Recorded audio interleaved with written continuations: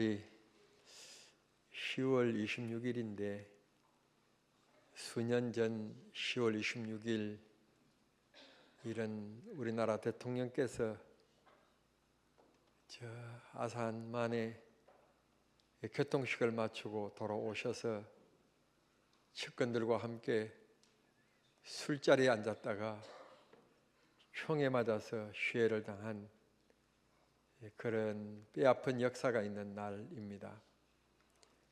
다시는 이런 일이 있으면 안 되리라고 믿습니다. 불행하게도 그때 저는 군복을 입고 있었기 때문에 너무너무 힘들었습니다. 대통령이 이 세상을 떠났으니까 그 다음 또 대통령이 들어오시고 또 대통령이 들어오시고 너무너무 힘들게 군생활을 했었습니다. 그런 기억이 납니다. 한 가지 고백할 것이 있습니다. 지난 주일에 우리 체육부에서 우리 교회 앞마당에서 한마음 대회를 했는데 교회가 40주년이라고 홍팀에서 20명, 청팀에서 20명, 그래서 모두 40명을 차출해가지고 교회를 40주년이라고 40바퀴를 돌기로 리레이를 했습니다. 세상에 교회를 삥삥 돌 수 있는 교회가 우리나라 그렇게 많지 않아요.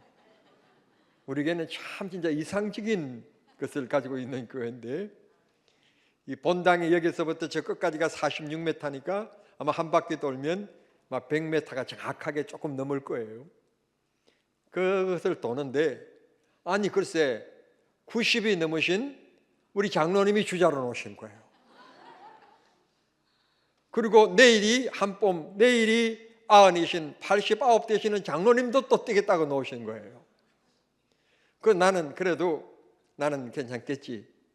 그랬더니 꼭 집어서 목사님도 나와라. 할 수 없이 불려나갔어요. 저하고 뛰는 상대가 누군가면 초등학교 학생 함성수라고 하는 어린 아이예요. 마음은 충분히 이길 것 같는데 뛰어보니까 못 당하는 거였어요.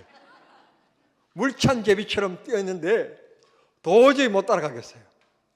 그래서 할 수 없이 제가 성수 손목을 꽉 붙잡았어요. 못 뛰라고. 그러니까 성수는 앞으로 나가려고 그러고 나는 나가고 싶어도 못 나가고 그러니까 끌려가듯이 해서 100m를 한 바퀴를 겨우 돌았어요. 그게 끝인 줄 알았어요. 집에 가가지고 성수가 엄마한테 엄마 목사님이 반칙을 했다고 반칙을 했다고 막 일렀다는 거예요. 그 가슴이 좀 뜨끔했어요.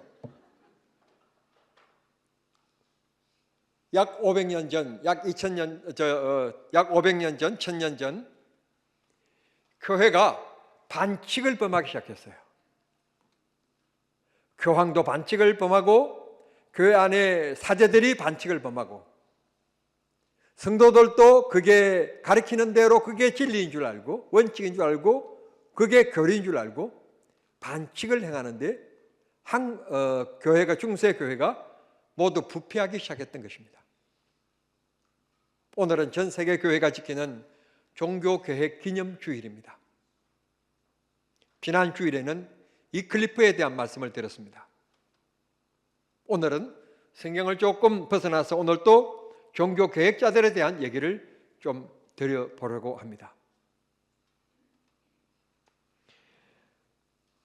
이클리프의 큰 업적은 말씀드린 것처럼 일반인들이 읽지 못하는 성경책의 언어를 국민들이 읽을 수 있는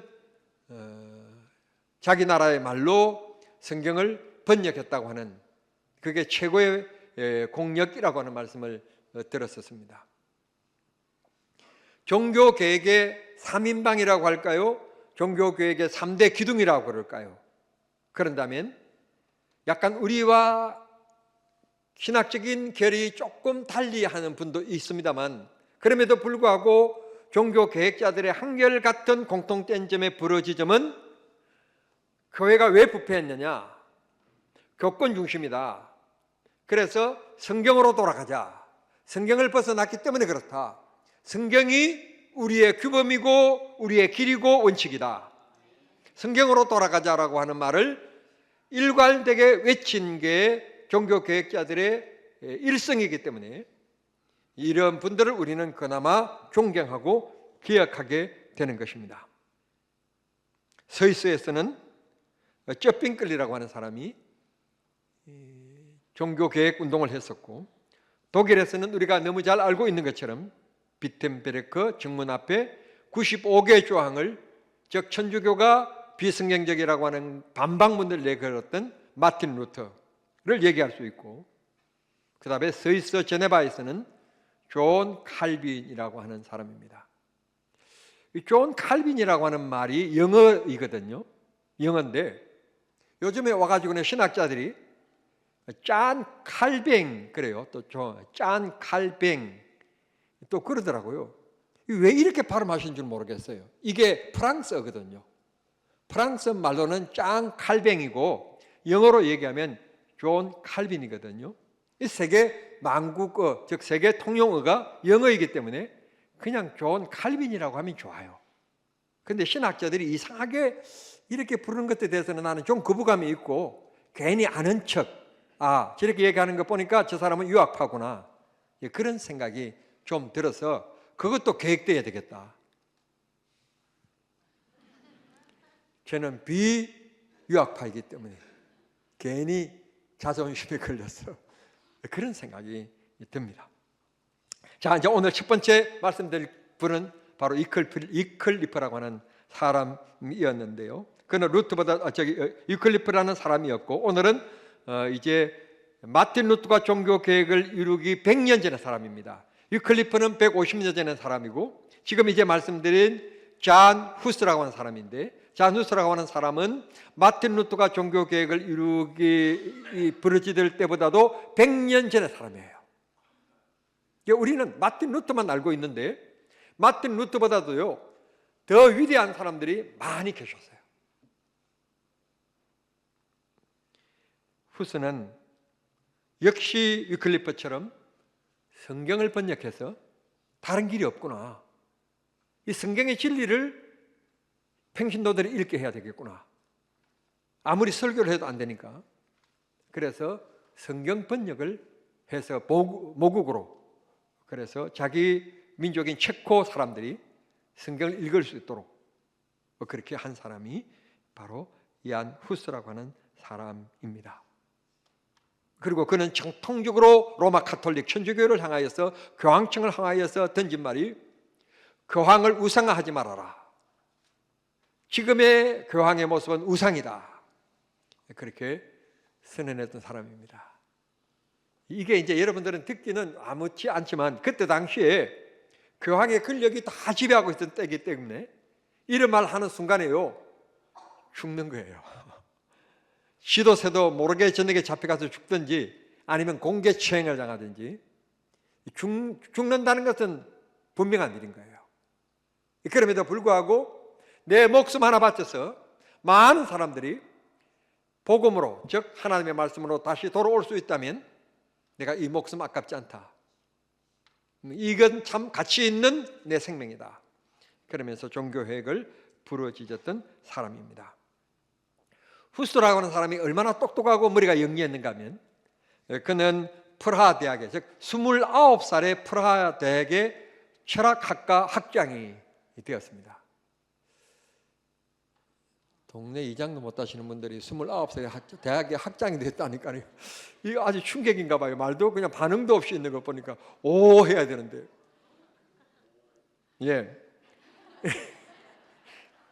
그 다음에 이제 오 해야 될 일은, 학장을 뛰어넘어서 29살에서 학장이 되었고 37살에 프라하 대학의 총장이 됩니다. 예. 한국에서 37살에 대학 총장이 되었다, 서울대학교 총장이 되었다, 연세대 총장이 되었다, 그러면 아마 뒤집어질 겁니다. 이런 젊은 나이에 그가 학장과 총장이 될 만큼 지식계에서는 굉장히 인정받는 사람이었습니다.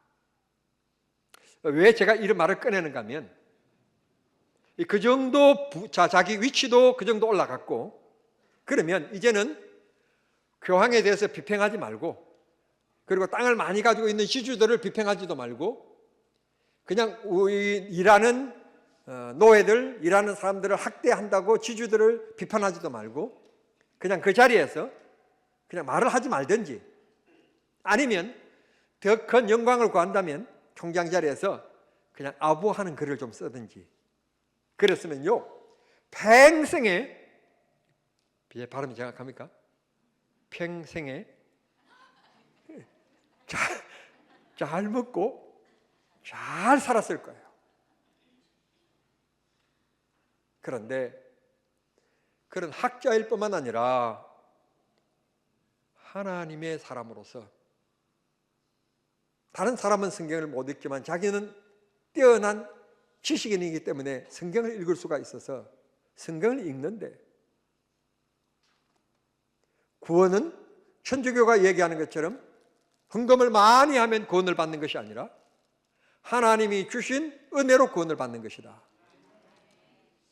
로마서 1장 17절의 말씀 보시면 믿음으로 믿음에 이르게 하나니, 이게 매우 중요한 말씀인데, 앞에 믿음은 선험적인 믿음이고 뒤에 믿음은 후행적인 믿음인데, 앞에 있는 선행적인 믿음은 하나님이 우리에게 선택한 백성들에게 주시는 부르심인 거예요. 그래서 내가 예수 믿고 싶어서 믿는 게 아니라 나 같은 성격의 나 같은 사람이 예수를 믿어질 수 있도록 하나님이 믿음을 주신 겁니다. 그리고는 하나님이 기쁘시게 하는 믿음으로 성장해 가는 것은 내가 해야 될 일입니다. 그래서 믿음에서 믿음에 이르게 하나니, 이 믿음은 누구나 구원을 받는 믿음입니다. 이 믿음은 하나님 앞에 귀한 상급을 받는 믿음입니다. 잘했다, 충성된 종아, 칭찬받고 상급을 받는 믿음인 것입니다. 우리는 하나님께서 선택하여 구원을 받게 되었고, 그 은혜에 감사하여서 오늘 또 하나님 앞에 예배하고 주의 이름으로 봉사하고 감사 찬송하는 겁니다. 이안 후수도 아부하고 아첨하면서 있었으면 얼마나 좋았겠습니까? 그런데 그의 믿음이, 그의 신앙의 양심이 그걸 허락하지 않았어요.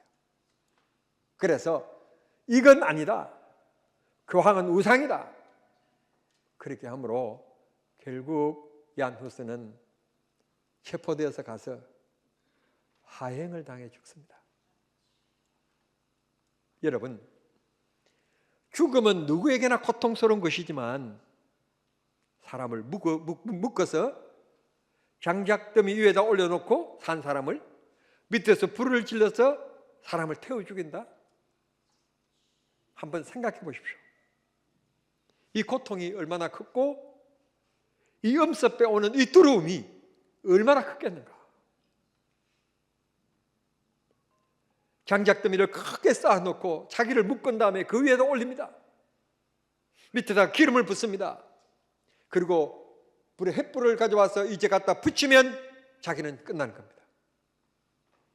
그런 가정들을 나무 위에 장작더미에 올라가 가지고 쳐다보고 내려있는 후스의 마음이 어떠했겠습니까? 잠깐만요, 중지, 그만. 그렇게 해서 이제부터는 내가 비평하지 않고, 이제부터는 내가 칭송하고, 내가 잘못했어요, 그렇게 하고 싶지 않았을까요?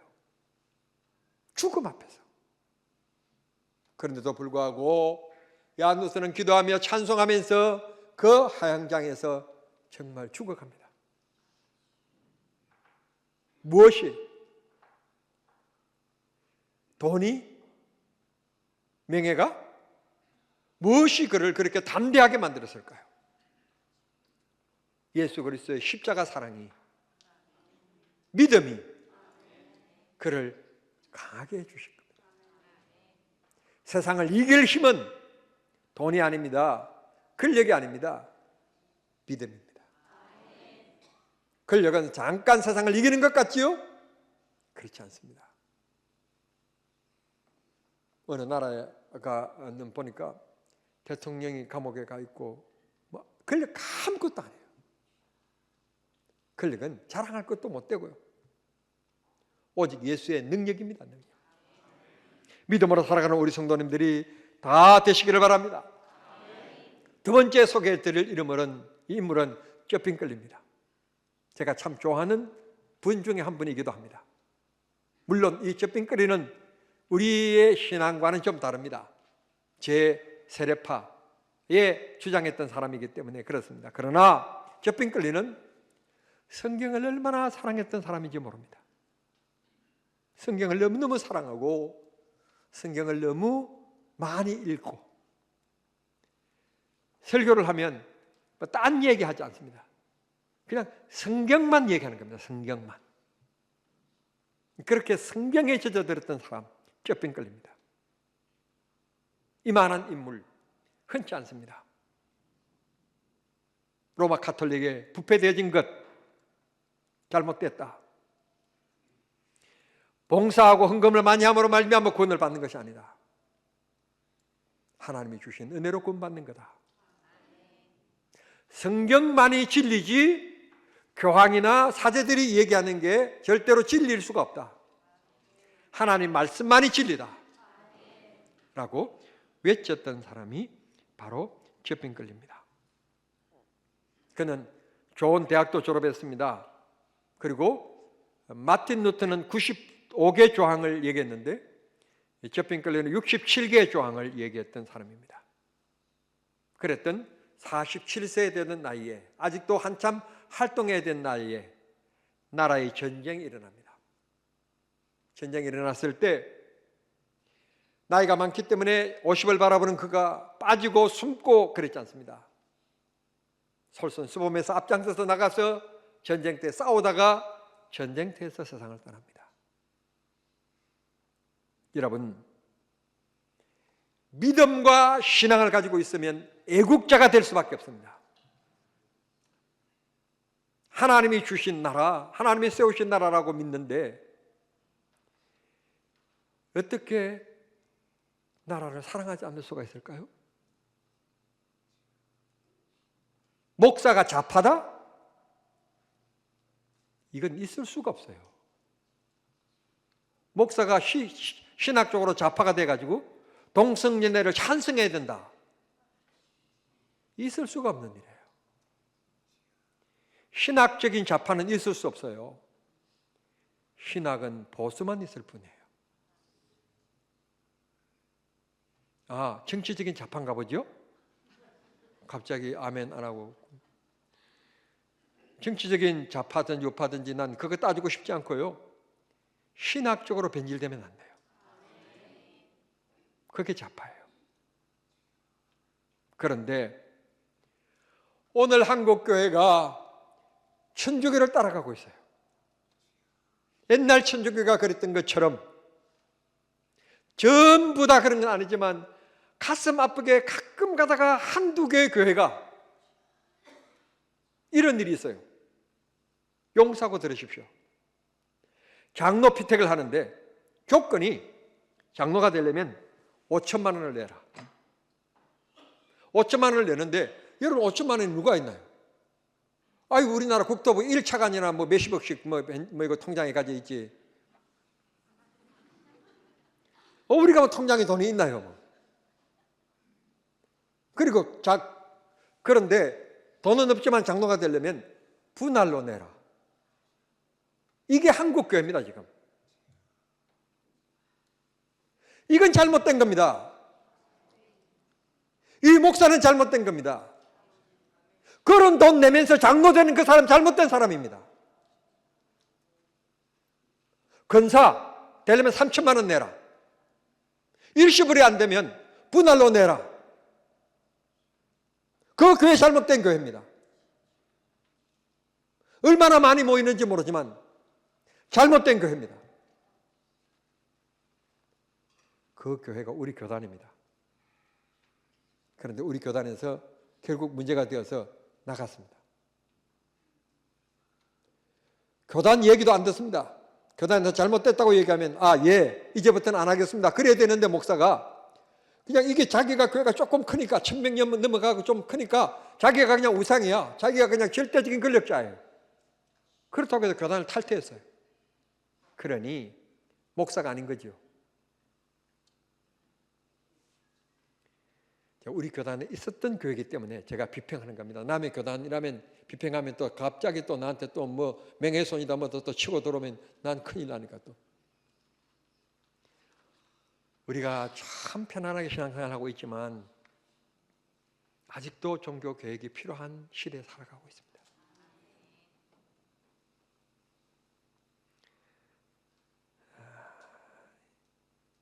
그 다음에 우리가 또 생각해야 될 사람은 이 후스에 대한 얘기를 했었는데, 후스는 지금도 그 나라를 여행하면 정신적인 지주의 사람들이었다. 그래서 그 나라의 사람들이 그를 기념하기 위해서 유명한 도시마다 그의 동상을 세웠어요. 동상을 한번 볼게요. 자, 사진으로 이렇게 동상을 도시 한가운데, 또 다른 사진, 또 다른 동네는 또 이렇게 세웠고, 또 다른 사진 또 이렇게 세웠고 등등, 이렇게 유명한 도시들에 가면 후스의 동상들이 이렇게 서 있습니다. 얼굴을 한번 볼까요? 후스 얼굴이 이렇게 생겼습니다. 예, 이렇게 생겼습니다. 자, 그 다음에 이제는 마틴 루터를 볼까요? 마틴 루터는 굉장히 잘생겼습니다. 예, 이렇게 될 때는 굉장히 잘생긴 것 같는데, 그들의 전통적인 모자를 쓰면 조금 못생겼습니다. 예, 이렇게 생겼습니다. 원래 원판이 좋지, 여기다가 보톡스를 맞으면 안 좋은 부분입니다. 이렇게 마틴 루터의 얼굴까지 봤습니다. 그러면 이제 존 칼빈을 볼게요. 칼빈은 진짜 못생겼습니다. 길쭉하게 생겼습니다.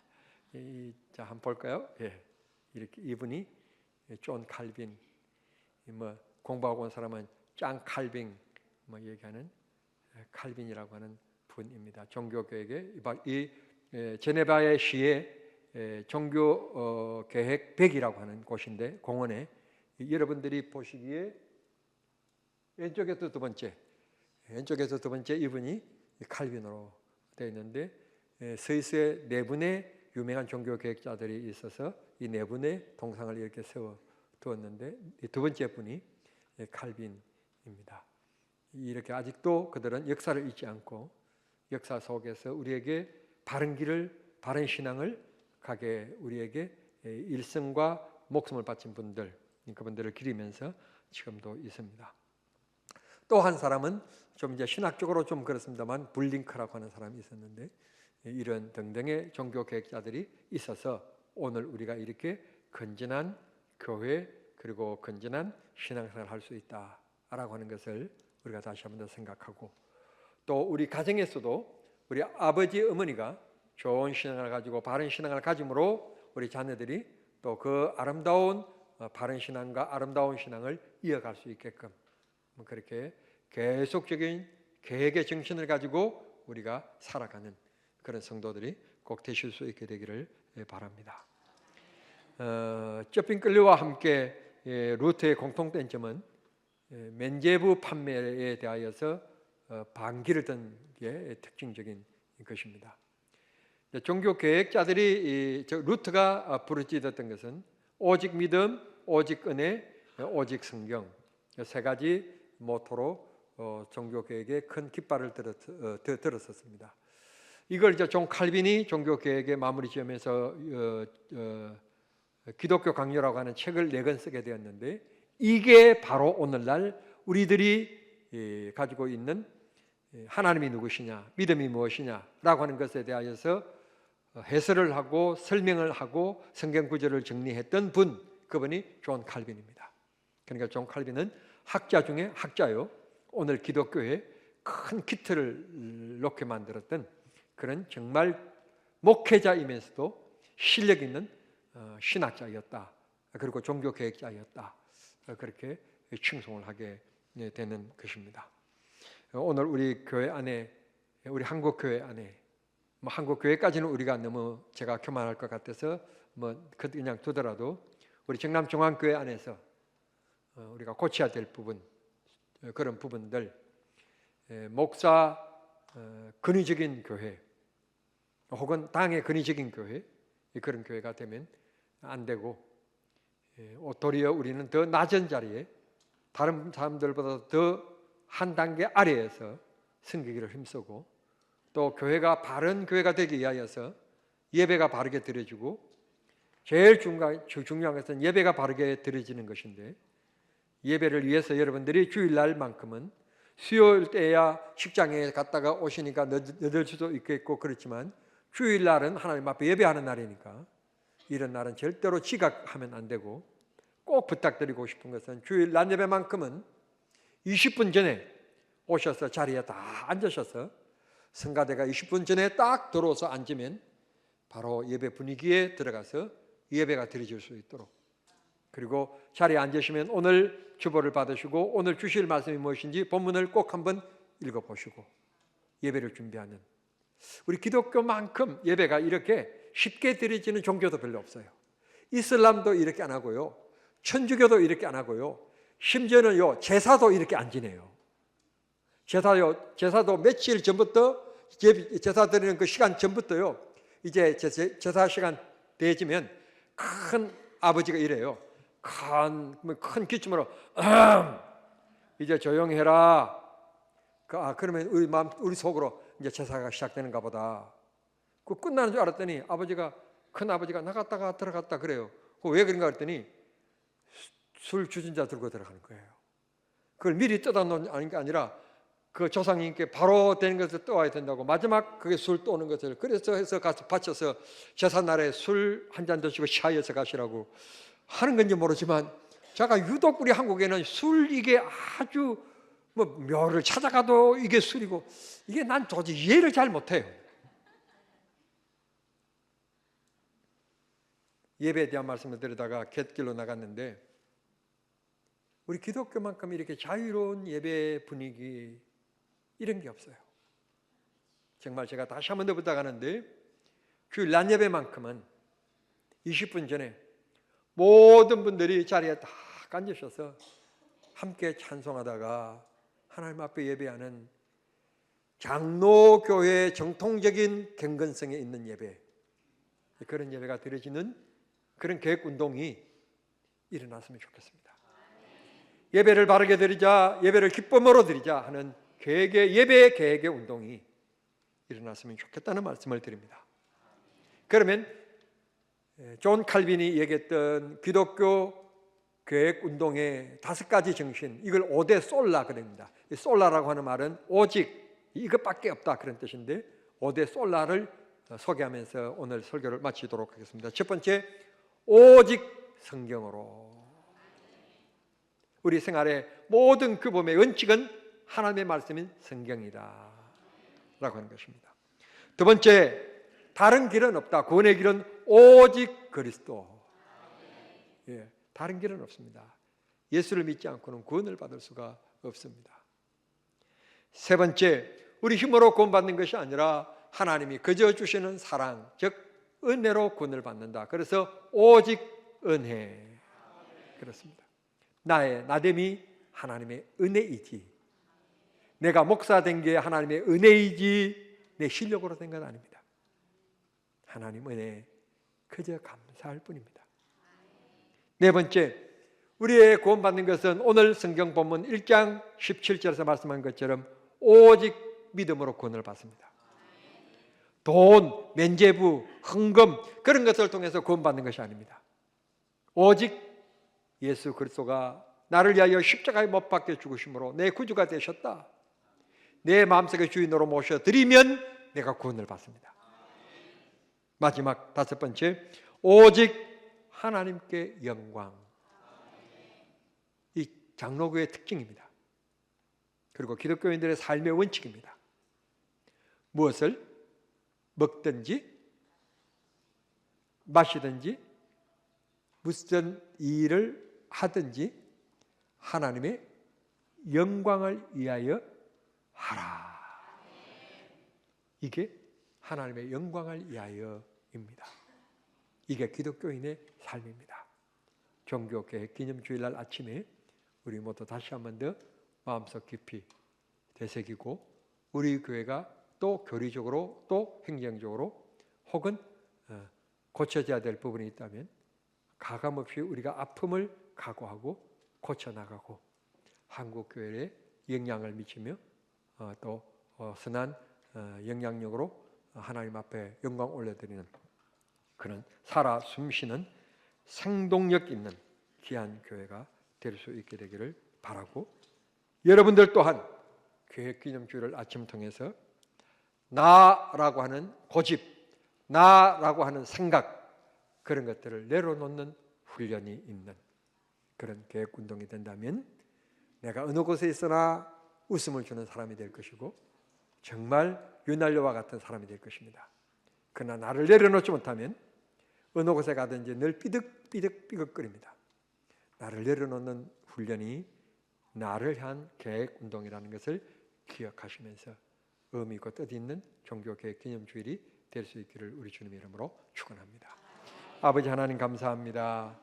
종교개혁 기념주일날 아침에 하나님 다시 한 번 더 두루두루 우리의 삶을 돌아보게 하신 것 감사하고 또 오늘이 있기까지 바른 진리를 지키기 위하여 애쓰고 수고한 종교개혁자들의 삶을 간단하게 생각해 봤습니다.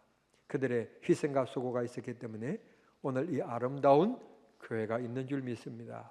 우리 모두 또 계획되어지는 신앙을 통해서 우리 자녀들에게 좋은 부부 본받고 싶어하는 부모님들이 될 수 있게 하시고 또 교회 안에서 모든 성도들이 본받고 싶어하는 그런 신앙의 사람이 될 수 있게 해 주시옵소서.